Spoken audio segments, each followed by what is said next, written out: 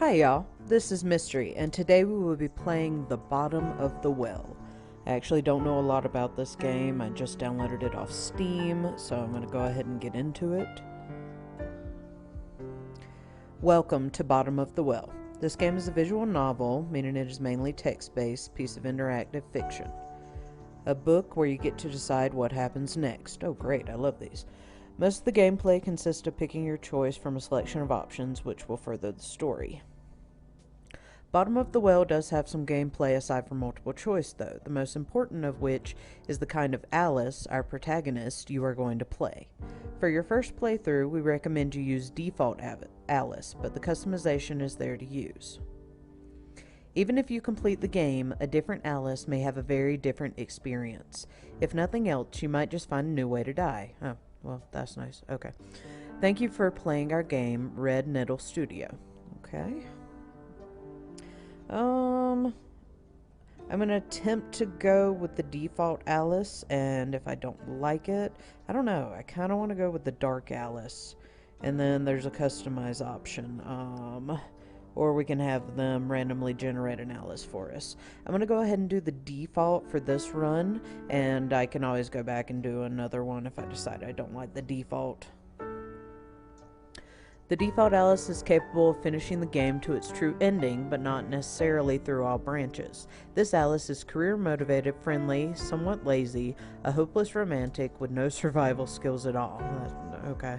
She makes up for it by being a good organizer. It kind of sounds like me, I suppose. Yeah? Except for I'm not really a hopeless romantic, so... and I have some survival skills, I would like to think, but we'll find out. Let's see. Let's accept and start. Dream diary. Today I had the weirdest dream in my life. I'm waiting for Joe to come online so I can talk to someone about it. Okay. Morning, A. Morning. ... Do I have to click? Okay. Did you catch the anniversary reading last night? No, well, I tried, but I fell asleep. Listen, about that. You fell asleep? Oh, come on. Alice in Wonderland is like our favorite. Let me finish. Something happened. I was tuning in on my radio. You're such a Luddite? Amazing I can even catch you online. Luddite. That's an interesting word. Shut up. I'm not a Luddite. I just like analog things. Anyway, I was tuning into the broadcast and I must have hit the AM switch or something, because suddenly the channel changed to something else. What? Aliens. Oh no, government-run number stations? No. It was this weird, white noise at first. It's hard to explain why I was so drawn to it. I could hear snippets of some melody, maybe lyrics, but the signal was weak.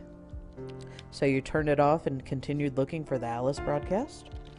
So I went out on my balcony and turned the antenna around until the signal came through clear. Now it sounded more like music, with the odd signal in the background. ... When logic and proportion have fallen sloppily dead, and the white knight is talking backwards, and the red queen's off with her head. Oh, so somebody's pirate radio broadcast of golden oldies? It felt like there was something else there, some message that the music was hiding. I know it sounds weird, and then I fell asleep. What a story. No, hear me out. I dreamed, and I didn't know I was dreaming. Do you understand? It was entirely lucid, but like waking up in another world, except I didn't think of it as another world. Does this make any sense? You had a super lifelike dream where you didn't know you were dreaming, but you were still lucidly in control? Sounds pretty rad to me. I'm sure it would have been, except the whole end-of-the-world apocalypse bit in the dream. Okay, now you've got my attention. Huh. So, end-of-the-world apocalypse. So like I said, it was the end of the world. Everything I did that day felt like the world thing. Every smell, every sound, every color, every touch. It's important you know that. I wasn't acting like I would in a dream. I didn't know it was a dream. Heavy. There was no warning, no build-up, nothing. Just Between one moment and the next, the TV had turned to the emergency alert system, and this voice that sounded like it had been recorded in the 60s told us we were under attack. Were you alone? Yeah, I had a really long day at the office, so I had sworn off all social contact for the evening. That sounds like me. I had the TV on in the background, just as noise. Wait, what? The office? You mean you've got some kind of real adult person job in this dream of yours? Yeah, actually, at the college students' admissions office. Hey, don't sound so surprised. I am going to graduate in just a few months, you know. Uh-huh, with a BA in English Lit. Shut up. Such skill with words. Anyway, what happened next? Like I said, the TV suddenly turned to the emergency alert system. Jacked the volume all the way up too. I didn't even know they could do that. The broadcast told us we were under attack right now, and that we needed to get to shelter. That we had less than 30 minutes before the bombs hit. Jesus, sounds scary. At first, I didn't want to believe it, so I switched the channel, but they were all the same. And then the sirens started. Tornado sirens, flood sirens, I don't know. And I knew things were serious. So what did you do? I went online to find out what was going on. I immediately tried to call Ches. I needed to think about my options. I would probably go online to find what was going on, so we're going to do that. Didn't you try calling someone, like your parents? Of course I tried, but it was futile. The phone network was completely overworked, but the net still worked fine. Oh, thank God for that. So what did you find? The net was still working, but the bandwidth was severely lacking. The major news networks were either down or overloaded, but all the big search engines defaulted to some kind of government site in super simple HTML. That kind of confirmed it really was the real deal. Isn't the net supposed to be some kind of DARPA invention anyway? Wouldn't be surprised if they had some kind of system in place to take over it if need be. Well, they hadn't taken it over. You could still go wherever you wanted. Facebook still worked. Apocalypse-proof servers? Nice. It was insane. I tried to get in touch with my brother. He's the only one who's even got an account, but there was no reply. I spammed my aunts and sent an email to my mother, but I don't know. It felt like I needed to find someone right there and then. And? A group chat. It was spreading through our social network like wildfire. Someone had found the closest old fallout shelter that was actually still operable down on 3rd. People were going there, just grabbing all they could and running before the bombs fell. So what happened next? You know, I did find you online. That must have been useless. I'm on the way over in old Blighty. Unless things were different in your dream? No, you were still in the UK. The bombs has already started falling there.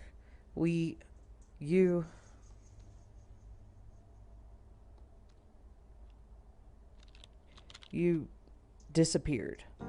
There was nothing more to do. It was only a dream, Al. Sure. So then what?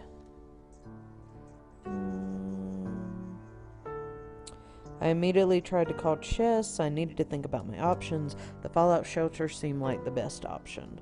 I'm gonna say I needed to think about my options. Maybe it'll give me some more. It hasn't explained to me who Chess is. I mean, I guess it's the Cheshire Cat, of course, from Alice in Wonderland. So I guess we can call him. Let's try calling Chess. Chess, who's that? My, boyfriend. I mean, I don't have a boyfriend, but in my dream I did. Wait up. Tell me more about the sudden new boyfriend of yours. I thought you weren't in the dating scene. Actually, I've been thinking about putting myself out there. Like, maybe some online dating or something? Although I'm kind of afraid to check OkCupid right now. What if there's a guy there named Chess? Good icebreaker. Hi, I'm Alice. I dreamed about you last night. You were my end-of-the-world buddy. Funny. Aren't I just? You were just saying about Chess. What kind of name is that anyway? I wasn't really. I mean, yeah, he was pretty hot, I guess, and smart, and into me. What more could you ask for? I can sense you blushing all the way over here. Maybe I should check my OkCupid profile, actually. So what did your boyfriend think? Well, first I tried calling him, but all I got was a pre-recorded network busy message. But the net still worked, so I hit him up there. I mean, we did most of our communications in chat anyway. And? And he wasn't online. Kind of a dumb idea anyway, I guess. Okay, so now I'm gonna go with I need to think about my options. Okay, what was your plan? Excuse me. The broadcast kept saying to stay indoors, to keep all windows and doors closed, stuff like that. Was it realistic of you to think you could stay in the apartment? Realistic? It wasn't like I had been through a lot of apocalypses before.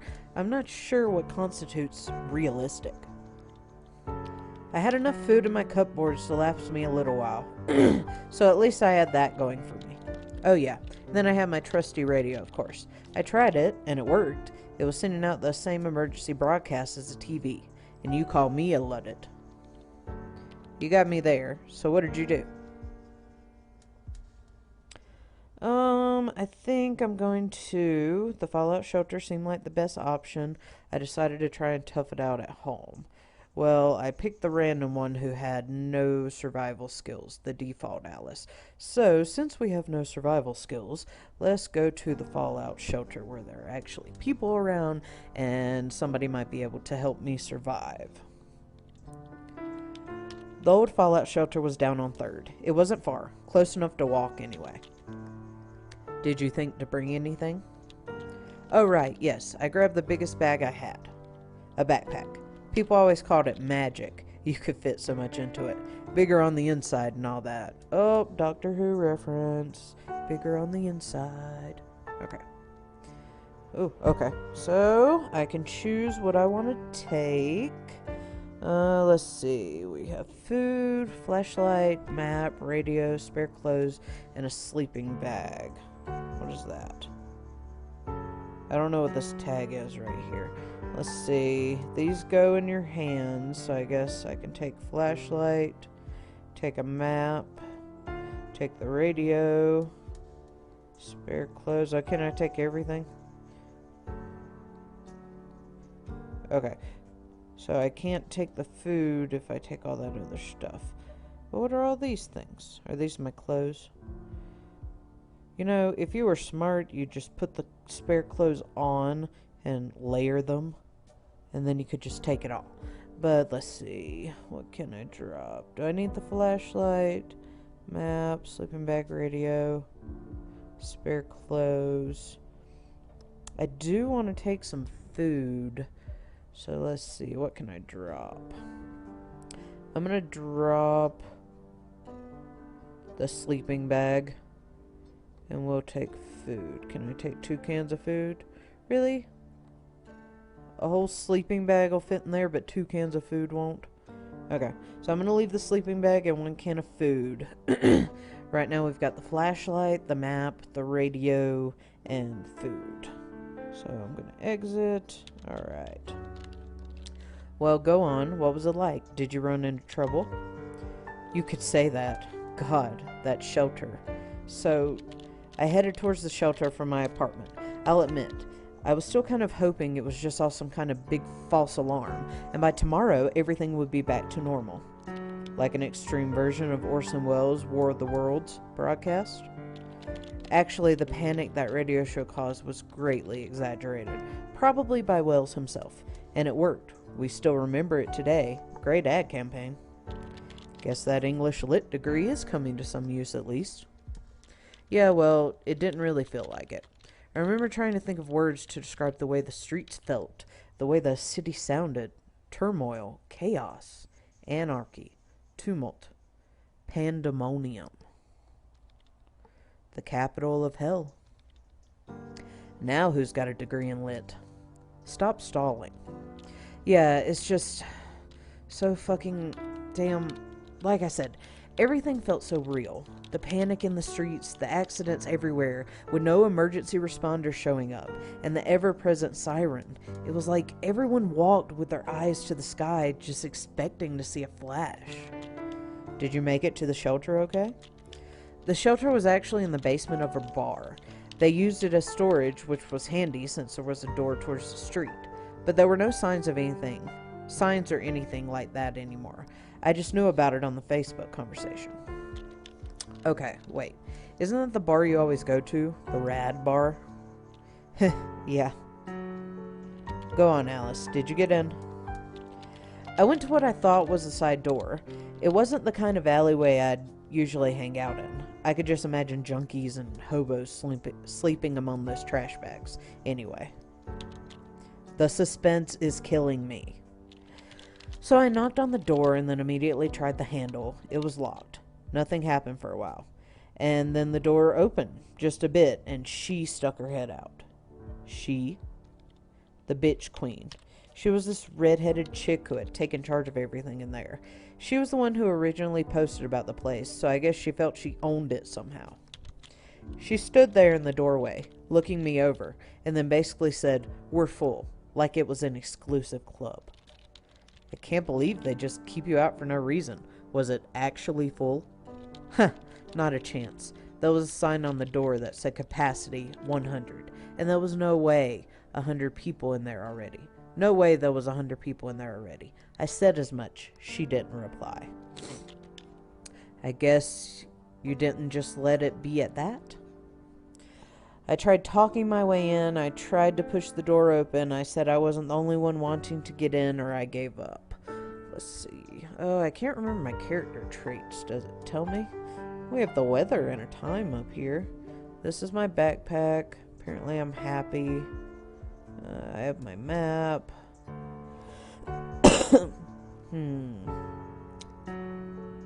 Guess I could try talking my way in. Or saying I wasn't the only one wanting to get in. Let's try talking my way in. I am an English major, right? I tried talking my way in. You can't just leave me out here and so forth. She just repeated that they were full, that there wasn't enough food for any more, that I should try to find some other place to hide. Stone cold bitch indeed. I tried telling her I wouldn't be a burden. I had brought food. I opened my bag and showed her. You're nicer than I would be. What did she say? I wasn't being nice. I was being desperate. I was trying to figure out the rules of this sudden new reality. She hesitated, then said, "All right, but you will have to share." A bribe, huh? How tempting. What was your answer? I decided to take the queen up on her offer. I decided to push the door open. I said I wasn't the only one waiting to get in. I gave up. So let's try pushing the door open. I wasn't having any of this shit. The door clearly said capacity 100 people. There was no way there were 100 people in there. So what did you do? I tried pushing, but I was way too slow and weak. She kicked my foot out and slammed the door, leaving me standing in front of it. Oops. Yeah. I tried banging, but well, there was nothing else to do but give up. I stepped back from the door, the sound of it slamming shut still echoing in my ears. It was the sound of desperation. I knew there'd be no more opening it. I had to think of something else. God, that Red Queen is a bitch. Let's just leave you out here. So you were right back where you started. Kind of. So, realistically, what were your options? I needed to get out of town. The only safe place I knew close by was my apartment, so I headed back there. I'm gonna say I need to get out of town. I have no survival skills, but I'm not going to meet anyone in my apartment. So, let's try going out of town and see if I meet somebody on the way, maybe join up with the group. So, what was your plan? Well, I needed to get out of downtown area fast, which left me with a few options. The streets. I can imagine they must have been pretty bad. You live centrally, don't you? Yep. And yep, the streets were bad. Really bad. Accidents everywhere. Gridlocked as far as the eye could see. Panic. Bedlam. Awful. So no buses, no metro, and you don't own a car, correct? That's right, but I had a few options. One was to start walking until I got out of the gridlock zone and then steal a car. People were leaving them with the keys in the ignition, just running away. Okay, sounds awful and reasonable. Another would be to try to find a car as soon as possible and then use it to make a way out of the gridlock. What, like in the action movies? A truck or bus or something smashing through? Something like that. There was a third option. This one guy I know who lives not too far away. I know for a fact he has a motorcycle. I know for a fact he loves it, takes good care of it. Maybe he'd lend it to me. Lend his favorite thing to someone who is self-avowed, leaving forever to live as a hermit out in the mountains? I'm sure he'd be thrilled. Maybe a bit of a long shot. But I do know him pretty well. Maybe consider that better than having to watch it melt in a nuclear furnace? Alright then, so, what did you decide to do? To walk past the worst, to try to steal a vehicle right away, to try my luck with the motorcycle man. Part of me wants to go to the motorcycle man because that is another person and perhaps they'll take me into a shelter. I don't think it would be very smart to try and steal a vehicle right away because we're not going to be able to get through all the traffic. It doesn't even matter what kind of vehicle you have unless you have like a Hummer or something or some kind of army vehicle. It's not going to happen. So to walk past the worst would be my other option. I'm kind of between walking past the worst and then trying to steal a car, which is probably what I would do in real life if I didn't have my car. Or try my luck with the motorcycle man. I think I'm going to try my luck with the motorcycle man because, one, that's another human being that's apparently on my side. She says she knows him really well. So let's try our luck with the motorcycle man. The motorcycle seemed like a good idea at the time, except that when I arrived at his building, the first thing I saw was him outside prepping his ride together with a group of similarly attired, similarly equipped motorcycle guys. Well, maybe you can get a ride? So much for borrowing a motorcycle then. He recognized me when I approached. He looked pretty distracted, packing up the saddlebags on the motorcycle with all kinds of things, but he stopped for a second to talk. Hello, I see you are making your escape. Would you happen to have a spare slot in your escapo machine? Not exactly. He told me he was headed towards Fallout Shelter, and that if I wanted, I could come with him. He said he knew the woman in charge and that she was waiting for him. Yes, you also knew the woman in charge, and it didn't go so well last time. True, but it was such a tempting offer. Did you take his offer? I'm gonna say yes, because if not, we're pretty much at square one. We can try again for the Fallout Shelter, and then if it doesn't work this time, when I'm actually with somebody who apparently is guaranteed to get in anyway, then I can always do the walking. I said yes, of course, and a few moments later, we were all packed up and off we went. The motorcycle was exactly as officious as I thought it would be, skimming past the stalled cars and even edging through masses of people. We made it to the Fallout Shelter in excellent time. Good, so if I need to walk, I didn't waste a whole bunch of time. Why not ask for the motorcycle? I mean, he's not going to need it in the shelter, is he? They stashed them very carefully inside the garage of the Rad Bar, which was right next to the entrance of the Fallout Shelter. Ray had the key, locked it tight. He seemed pretty sure he'd get them back after whatever this was had blown over. Point being, no bikes for me. The door to the place was in a side alley where the trucks came to load. When we arrived, there was no one else waiting. He knocked, and a moment later she opened, the bitch queen. Oops. She saw him, and I could just see this weight dropping off her chest. She was just so happy, and then she saw me. How did that go? She recognized me, of course, and immediately started telling Ray a million lies about me. It took a minute of that before he and his posse were standing on the inside, and I was still outside. God damn it. Okay. He gave me an apologetic shrug before the bitch queen slammed the door in my face. Yeah, you're really close to this guy. What'd you expect? Yeah, well, there I was the second time in front of the same damn door, except having wasted even more time. I had to make a call. Well, no, we're still gridlocked. Time was running out. I headed back to my apartment. I decided to walk as far as I could. No motorcycle for me, but maybe a car. I'm gonna go with the walking. Like I said before, that's probably the best bet. I hate that I wasted time, but what else can you do? I decided walking was the best option. The whole downtown area was gridlocked, cars everywhere, people running down the sidewalks, and the sirens blaring. It was like one of those disaster movies. No hope of driving anywhere at any rate. But where was everyone going? Most of them were going home, I think. People were just in the wrong place at the wrong time. And there you were, running away from home. Once I made my decision, I stuck to it, no matter how much I was filled with doubt. Half an hour. Half an hour was nothing. Nothing at all. But luckily, that estimate was completely wrong. Sometimes I'll walk half an hour in the wrong direction just because I stubbornly refuse to believe I'm lost. I didn't know what was the right direction. But I did try to get there as fast as possible, although that was a lot harder than I thought it would be. I was swept up in a mass of people and manhandled in the wrong direction more than once. Every few minutes I stopped to consult the map to make sure I was going in the right direction. Good thing I grabbed the map. Was there any danger? Like people attacking each other or something? No, I thought we were all going in the same direction, but then I realized the crowd was headed somewhere I hadn't planned to go, a subway station. I guess that's underground. And that'd be better than standing out in the middle of the road whenever they dropped a bomb. What'd you do? I was swept along. It was that or get trampled or pinned against some wall. I finally managed to disentangle myself at the stalled mass of people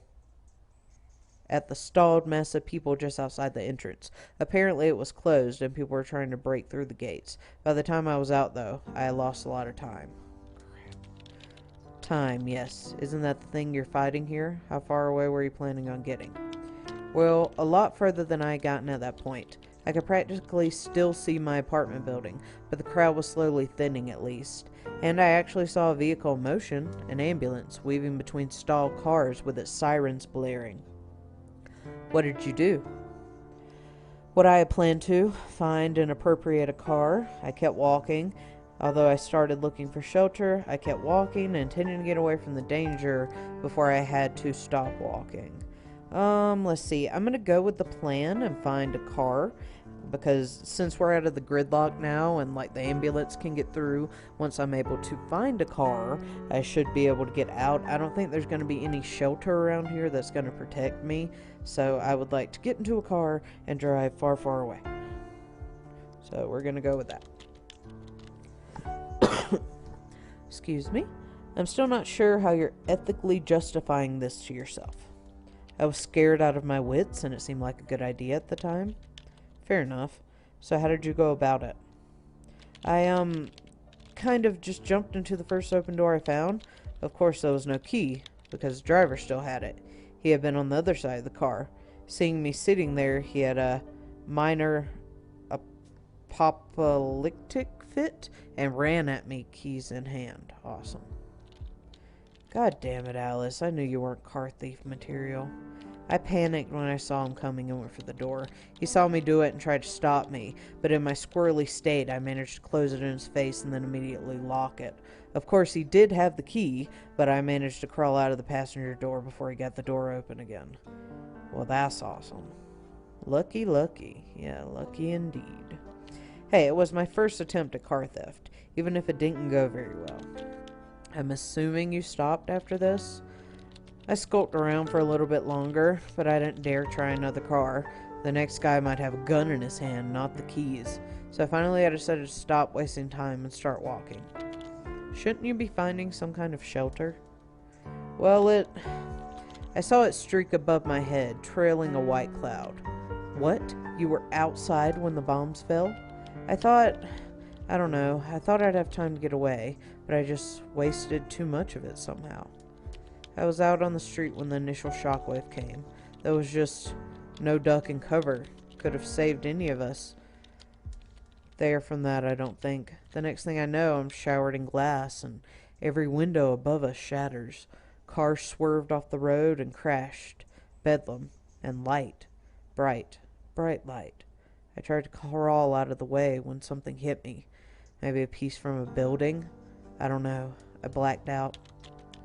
You have a really fucked up imagination, Alice. I don't. It didn't feel like a dream. That's the thing, because you don't wake up in dreams, do you? But I did. Bleeding. Alone. Out on the street. What did you see? I saw a burning city. Ash rained down. And downtown, far too close, a mushroom cloud just staring me in the face. It was the end of the world. I just knew that there and then. Jeez. And then there was a streak of light, and it was actually almost beautiful as it fell from space. Just a streak of light at only a slight angle. I just had time to think, no, we've had enough, before it hit. For some reason, I elected to stare right at it when it impacted, above the ground, in a terrible fireball. Ugh, please tell me the dream ended here. Yeah, I didn't really see it through, but I died, eventually, in the dark. And thus concluded my dream. Well, that was interesting. What do you think? I think it felt incomplete, like there was something missing. That wasn't the way it was supposed to end, you know? Dreams are supposed to end in a certain way. This one was, I think. It felt like it was trying to tell me something, but I wasn't listening close enough. Maybe you can try again next night? See if you hear the same recording? Speaking of, what frequency was this on? That's the weird part. When I tried to see, I realized I had hit the right channel, and that it was in fact reading Alice in Wonderland. And this isn't exactly some obscure number station frequency on the AM bands. Well, maybe you'll dream it next night again anyway. That's the good thing with dreams. You can always dream them again. And maybe do something different the second time around. Okay, well, that's the end. I think I am going to play this again. I'm going to conclude this episode here. And these are just the credits. Thank you, everyone at Red Nettle. That was actually a very enjoyable game. Like I was saying, I am going to go back. First Death and Better Prepared. Okay. So I am going to go back and play this game again. And try out some different options. This has been the first episode of The Bottom of the Well. I'm going to conclude it here. And I will see y'all next time.